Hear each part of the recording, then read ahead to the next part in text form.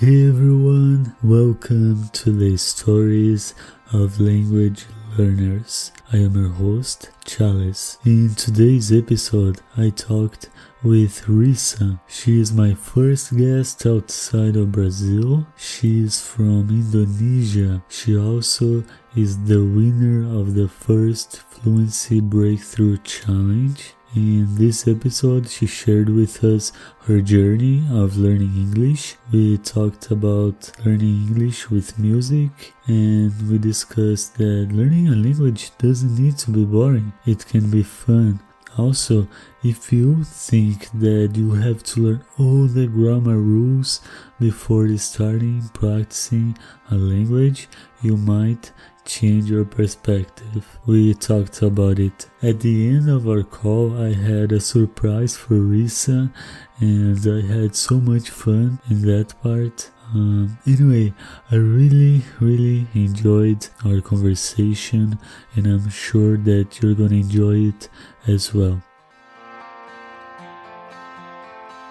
Hey everyone, welcome to the Stories of Language Learners. Today I'm so excited because I have a guest from Indonesia, Risa. Hey Risa, how are you? Hey, good morning from here, Chalice. I'm doing great. How are you? Yeah, I'm great. Right now it's night here in Brazil. So thank you so much for being here today. I'm sure that we will have a good conversation. And do you remember when we met? I think so. I saw you in one challenge in one of the English events online, but we didn't have a chance to talk at the time. But then we were in the same course, and then we decided to do video calls, and then we got to know each other. So I think since then we are friends, right? Online. Yeah. This is the power of the internet. We can make friends from all around the world. And yeah, remember we talked for the first time in the Fluency Breakthrough Challenge in the first one. So for those of you guys who don't know what Fluency Breakthrough Challenge is, I talked about it in the second episode. But in this challenge, we ended up not doing a call.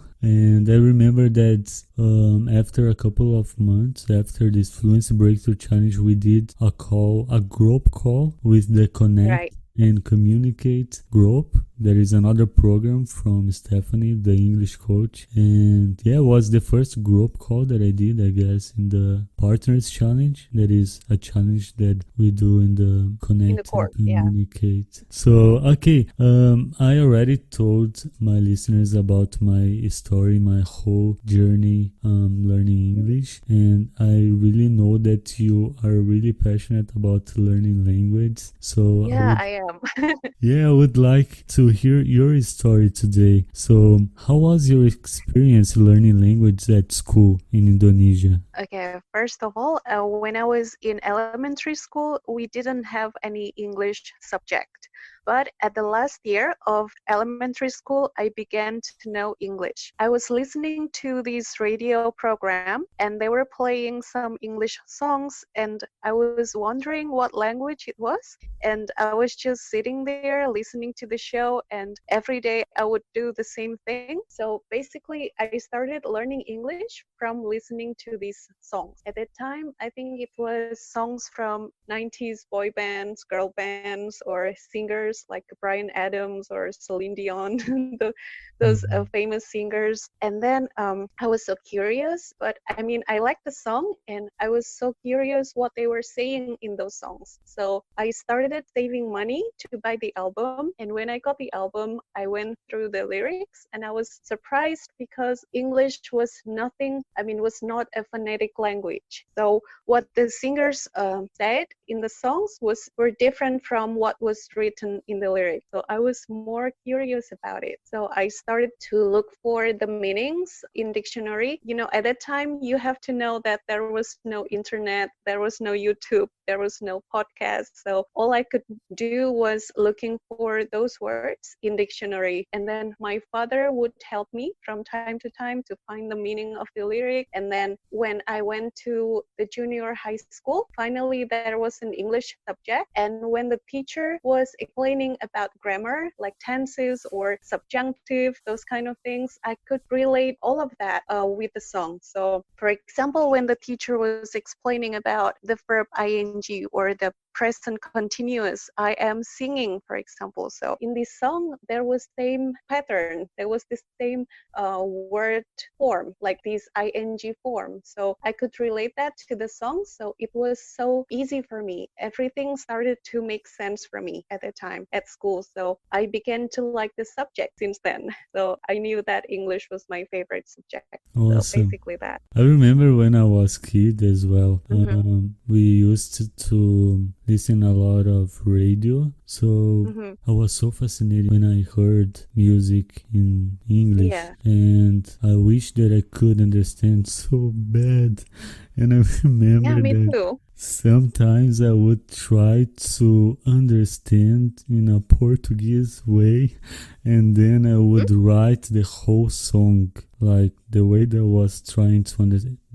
I don't know what language was that, but it wasn't English for sure. But I would write the whole song in the way that I thought that was, and I would sing the Mm-hmm. whole day over and over again. Yeah, And, the way they sing it. We follow the way they sing it, right? We mm, didn't know exactly how the lyrics was written, but we followed the singers. We sang along, right, with the mm. song. So that's how we learn. Yeah, and something that I always say to people that, at least for me, in my learning journey, helped me a lot with pronunciation, it is to sing. Sometimes we don't have people to talk with, and I believe that singing can help you a little bit with your pronunciation because music Exactly. has Yes. pattern, has rhythm. So when you start to Mm-hmm. pick up the sounds and you can repeat the sounds, I was a lot immersed in music, and sometimes I would print out the lyrics and then I would Mm-hmm. try to sing. And I remember that at first I couldn't sing at all, but then after trying again and again and again, I would all of a sudden start to sing the whole music without seeing the Yeah. lyrics. So this is incredible, the way that our brain works. Exactly. And can you believe how much a song can help us? It helps us with listening, with pronunciation, and with vocabulary, So just from one song, it will help us a lot. And at the time, I could say that I could memorize hundreds of English songs. And I got a lot of vocabulary from there, and I got to practice a lot of pronunciation just by singing along those songs. So I was really happy to learn English from songs. Yeah, and something that I remember that I saw, I think it was in a WhatsApp group from Mm-hmm. the Fluency Breakthrough Challenge. I saw some posts that you did of you Mm-hmm. singing, and you sing very well. Yeah, I one d- of the tasks there was singing a task or music task, and we could sing or dance or just share our favorite music. And yes, I decided to sing in that challenge. yeah, So that yeah. was awesome. I don't want to make you sing right now, but the next podcast that you participate, you can try to sing a song for us. I would love that. So Oh my God. be prepared. Okay. Okay. Second question. When did you realize that learning language were something you wanted to pursue? I made this question because I know that you don't know just English. You know a little bit of other languages as well, right? I mean, from English, I could learn other languages, but first it has to be English because other languages are, I would say, not so important for me. But I do that. I learn other languages because it's fun, and I'm sure it has some benefits as well for our brains. But at first, it was English. So. And what is the other language that you know a little bit about? Could you share with us? When I was at university, I learned a bit of French, and you can say I'm a beginner. My level was A2, so it's really beginner. But because I started with learning the most used vocabulary in French, when I was in Paris some years ago, I could use it with the local people. And then when I traveled in Thailand, people there understand French. So I could bargain for some stuffs using French language. It was really fun. Besides that, I know a little bit about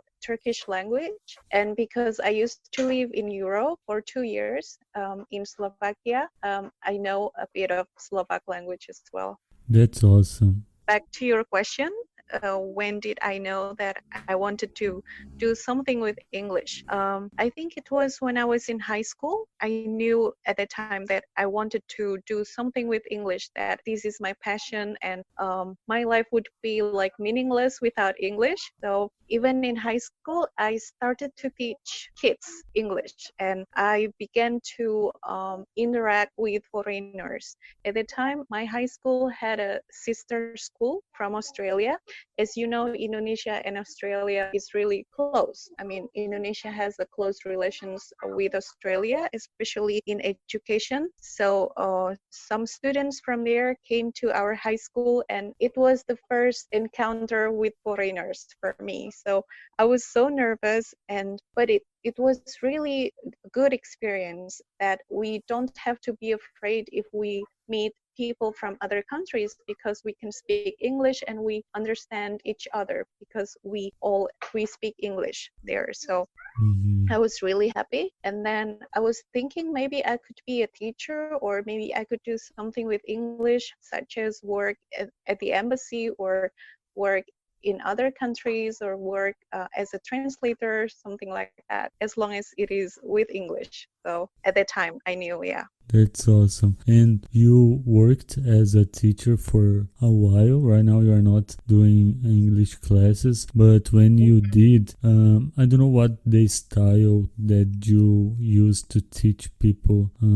So the next question is, do you think that it's Mhm. possible to make learning language fun? Absolutely. I mean, our brain is not designed to memorize things, or is not designed to concentrate for a long time. So that's why we have to make a learning process enjoyable as possible for the students, so that they can get fun experience with the language learning. I would say when I was in high school, it was the first time that I started teach English privately for kids. So I would do some games with them, and they had fun doing it. And then I would sing a song with them, or we would do like board games like Scrabbles or Snake and Ladders, those kind of games, so they could pick up new words easily. And nowadays, we can learn English. Even if we learn by ourselves, we can learn it in fun ways, from movies, from jokes, or songs, or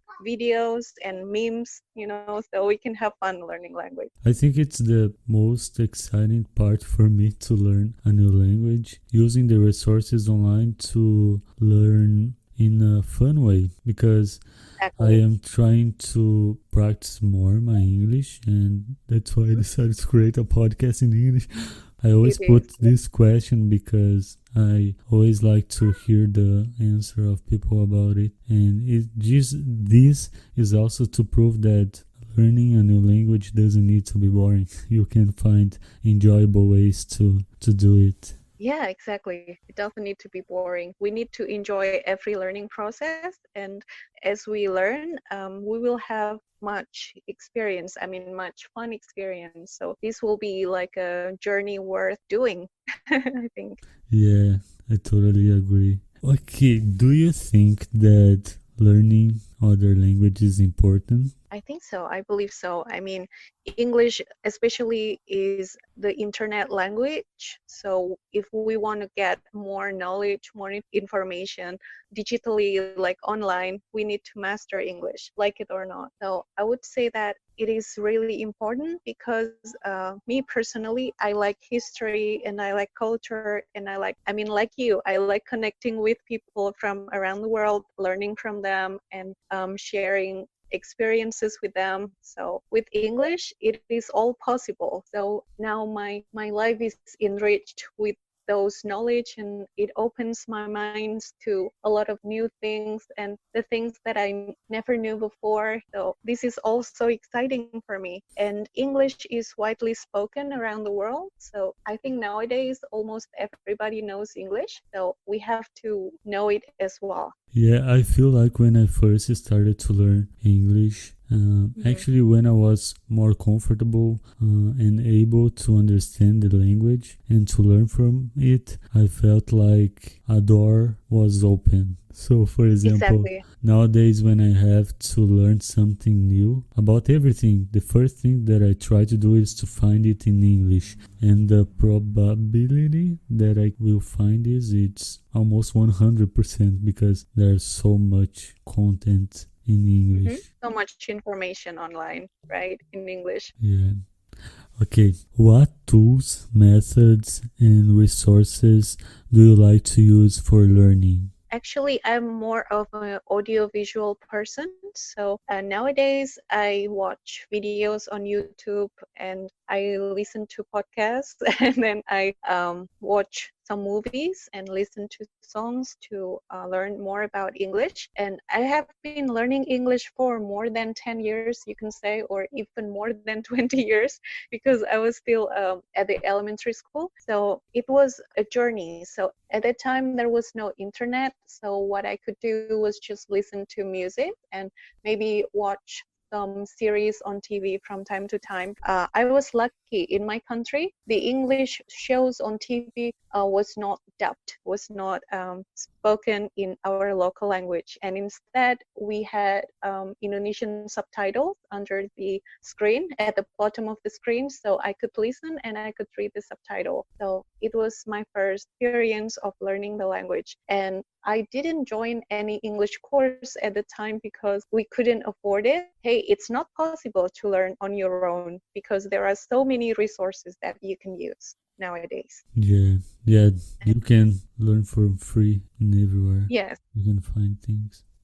Okay, I would like to ask you, you mentioned it about YouTube, that you learn a lot on Uh-huh. YouTube. Do you have any channel that you would like to recommend? Yeah, actually, about that, because I'm exposed to different accents. I mean, at first I learned Australian accent because in high school I was close with some Australian students that I met in high school, and we kept in touch for almost 3 years at the time. So they taught me a lot about Australian English. And after that, I think the school used British English in my school. And when I began to watch YouTube about 2.5 years ago, I found Stephanie's channel, The English Coach, and I started to listen more about American accent, and I like it so much. I mean, all this time, I've been always watching these Hollywood movies on TV or on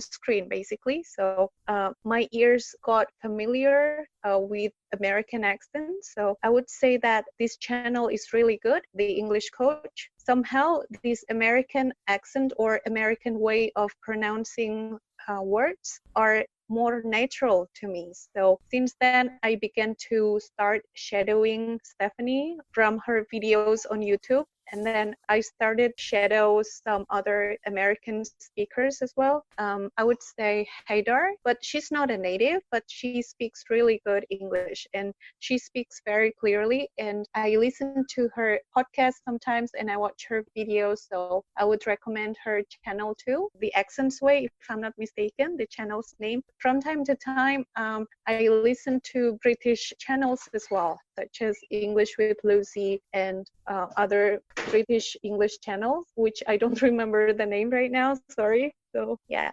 Awesome. Thank you so much for sharing. And about podcasts, do you have any podcast that you can share with us that you said that you like to listen to? Yeah, it is. Actually, I've been just listening to two speakers, Bob the Canadian and AJ Hoach. Okay. Those two podcasts. Awesome. I will definitely check it out because I love to listen in podcasts and learning from podcasts. And I remember that I saw once this girl called Radar. She has this YouTube channel. I didn't know that she also has a podcast. I think Yeah, that hi there. yeah, Hmm. she sounds it's impressive her English, and I couldn't believe when I saw that she was not from America.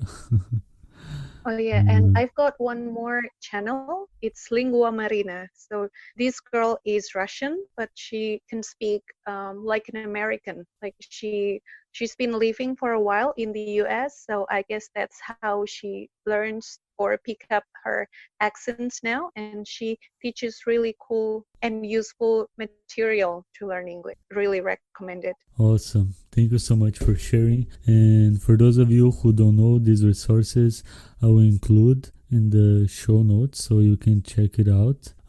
Okay, we are almost wrapping things up. So let's go to the next question. If Mhm. someone is thinking about learning a new language today, what is the number one thing that this person should do to start learning? Yeah, I think based on my experience, one thing that I would tell the language learners is to take your time. So don't rush into things because I always or I often hear people ask me, Risa, how can I master English in short time? Or how can I speak English? Or how can I be able to speak English quickly in a short amount of time? I would say it's impossible unless you were already doing or learning English passively before. It's impossible because learning a language, it takes time. You have to invest your time in it, right? And at first, you need to get used to the language before you can move on to the next step. And in my case, I started learning the language by listening and then speaking, shadowing pronunciation, and then I never really learned about grammar theories. I mean, I can say that I hate grammar formulas like subject plus verb plus object. I never learned English that way, but I learned from the actual examples, from the original resources, from the native speakers. So because I'm learning English, I don't learn English from my language. I did not translate Indonesian to English. So it all takes time and efforts. And then you need to be consistent. You cannot start learning a language and then stop for a while and then resume again. It will not be effective. So that's what I want to say. Like, take your time and don't rush into things and just enjoy the process. Yeah, I would say that. that's awesome. And in my personal experience, I remember that Mhm. I wasn't a good fan of taking grammar classes. That's why Yeah, I did one I course. can relate to that. Yeah, I did one course for 1 year, and then in the other year I try again, and I did another course for 6 months, and I realized I'm not motivated by doing this, and I took a break. I think almost 1 year without studying Mhm. at all, and then I decided to start by myself and doing the things that I like the most, and I was more motivated, and here we are. Here we both are talking a foreign language. Exactly. Yeah, I remember you were talking in the challenge that the challenge that you did in 1 month was better than all the English courses that you had taken previously, right? It was you who said Yeah, that. because I was using my English actively. Almost every Mm-hmm. day I was on Instagram trying to make a post, writing, or scheduling calls. And I remember the first challenge that I participated back in July of 2019, the Fluency Mm-hmm. Breakthrough Challenge. I did 15 calls. I remember that I sent to you a message and I said, Yes. Risa, you deserve to win the prize. So, for those who don't know, the Fluency Breakthrough Challenge, when you participate in this challenge, you can win some prizes, but you need to work super hard for receive this award. And I sent a message for Risa because she was in everywhere. Even though you didn't know, but you were so inspiring because when I saw you in a lot of calls and commenting and making a lot of posts, I thought, oh, I have no excuses. Look at Risa, she's killing it. And you won the prize, which was incredible. No, thank you. I was addicted actually to the challenge. It was really new for me, and I didn't have anybody to practice English with. And that's one of the biggest problems that English learners have. I mean, you can learn English and you can absorb things, you can learn things passively, you can work on your input, but when you don't work on your output, such as writing or making content or speaking, you will not be fluent. And in that challenge, we work on our output more. So by speaking with other people from other countries, and it was really fun for me. So I enjoyed it so much, and everybody was so eager to practice, and everybody was so motivated, and I got pumped as well. I got motivated, and okay, let's talk and let's talk. So in Mhm. one day, I could have like maybe 2 or 3 calls a day with people from around the world. So it was really a great experience. And I think all of you who listen to this should try at least once, so you can work on your output more and find friends from all over the world. Yeah, the first interview that I did was with Camila, and I also met her in the Fluency Breakthrough Challenge. And yeah, we are all friends, you and me, Camila and I, and Yes. so many other people that I still talk with, incredible people.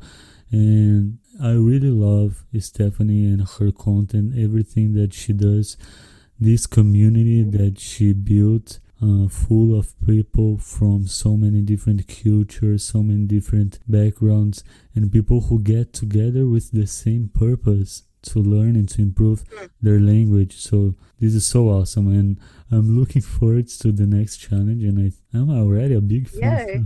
We try to participate because also it's not too expensive if you compare with other courses. No, yeah, it is It's really really affordable. cheap, affordable. Hmm. Yeah.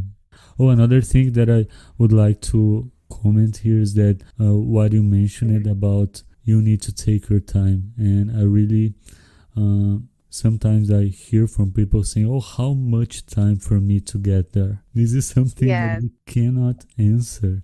And I always like to give the example, for example, a kid. How long a kid needs to start to speak? It takes a lot.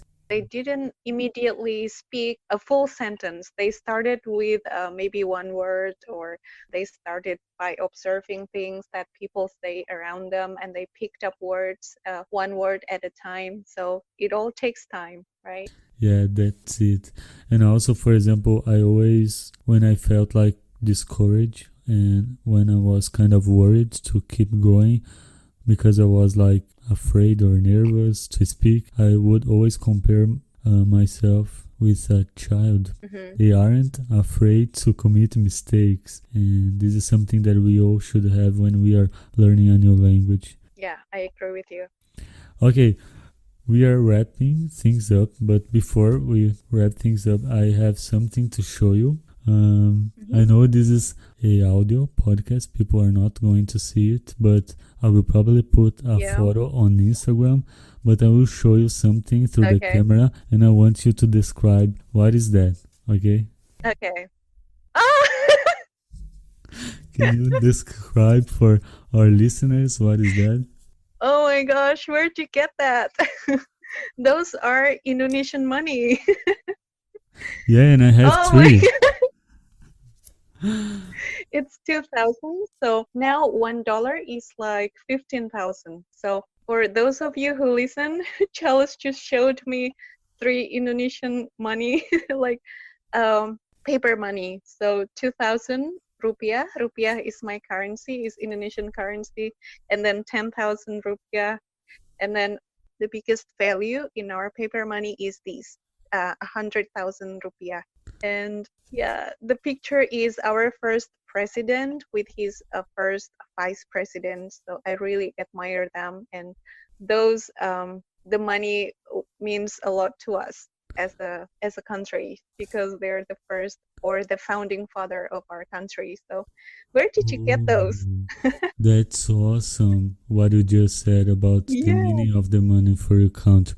And now everything makes sense why I received these three Hmm.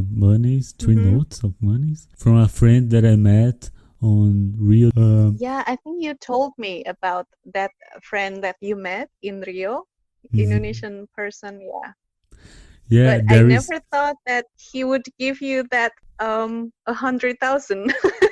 Yeah, this one he said that I could buy a ticket plan. This one I could buy a car, and this one I can buy a house in Indonesia. I don't know if this is true or Yeah, not, but I will know when I go maybe to in Indonesia. dollars. If it was in dollars, maybe you can buy a house with $100,000. But no, in rupiah, no. A Ah, hundred okay. thousand now is like $6 or something. Yeah. Okay, Hmm. so Mike, if you are listening to it, because I will force you to listen, my friend, thank you so much for your money. I really appreciate your gift, and I will have it for my Yeah. whole life, I You will guess, as a spend gift. it? No, don't spend it. No, I won't spend. I will. I will make sure that Yeah, you this should will keep be it. with me Mhm. for as a gift. So thank you so much. This is a tool that I always say to people. It's an app that you can use. It's called Couchsurfing. And this tool, Mhm. for example, when you travel to another country, you can use this Mhm. tool. And I use it when I went to Rio. And there is a tool Mhm. called Hangout. So Hang out. Yes. for example, I went to Rio and then I made a post saying that I was going to Rio, and then people could see my post, and also people who were going to Rio could see my post. And then this guy, Mike from Indonesia, he saw my post and he reached out to me, and we became friends super quickly. He's a really nice guy. We went to the beach, and then in the other day, we went to a burger shop to What Rio. language did you to speak? Did you English. use to speak English, right? So Yeah. that's what we were talking about. English connects people from everywhere. So I can say that I am fluent. I hope so. It is all worth it because I can know you and I can know other people from all over the world, and I could work in Europe and I could have experiences that maybe I would never have if I couldn't speak English. So this is all worth it. Yeah, yeah, awesome. So the last question, where can people find you online? Okay, now I have an Instagram account thanks to the challenge that I created my own Instagram account because the challenge was done on Instagram. So, like it or not, I had to make my own Instagram account. So, you can find me on Instagram at Risa, Risa, underscore English, underscore life. Life, you spell like a Lyfe. So not Life, but Lyfe. So Risa English Life with Y. I will include in the show notes.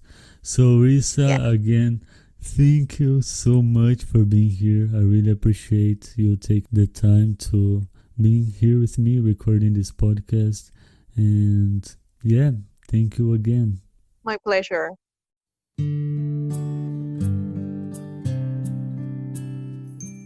Hey guys, I hope you enjoyed this episode. I hope you learned something. If you liked this podcast, please share it with your friends. I would love to hear your feedback about the show. Your feedback is super important for me. Please send me a message on Instagram. Also, I created a community on Telegram. In this group, I encourage people to help each other to learn and practice English together, and besides that, we are doing monthly video calls. Feel free to join us. I will include links of all the resources that we mentioned in the show notes, including where you can find me online. And yeah, that's it. Thank you so much for listening, and I will see you in the next episode. Bye.